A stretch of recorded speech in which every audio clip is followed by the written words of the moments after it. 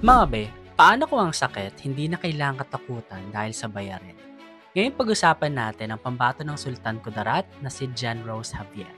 Ang advocacy niya ay tungkol sa nationwide zero hospital billing para sa lahat ng public hospitals dito sa Pilipinas. Nagsimula ito sa personal na karanasan niya. Ang kanyang ina na senior citizen na may hypertension, kaya regular silang nagpapacheck up.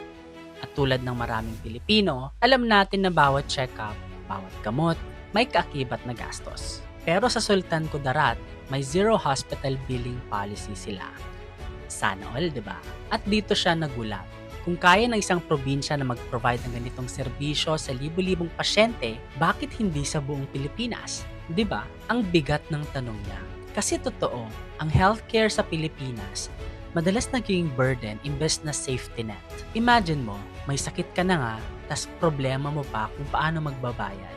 Kaya yung idea ng universal healthcare na walang bayarin sa public hospitals, napakalaking bagay nito para sa bawat pamilyang Pilipino. At ang maganda dito, hindi lang siya theory, may existing model na siya mismo nakakita at nararanasan. Now, the question is this powerful and timely advocacy? Yes, very powerful at extremely timely.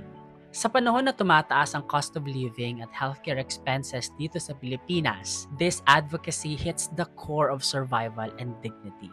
Personal rating ko dito, I'll give this a 9.5 out of 10. Strong argument, real-life grounding, at very impactful para sa masa. Kayo mga be, anong masasabi niyo sa advocacy ni Sultan Kudarat? Dapat ba itong i-push nationwide?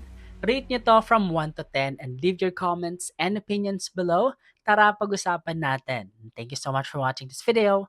Follow me for more. Bye!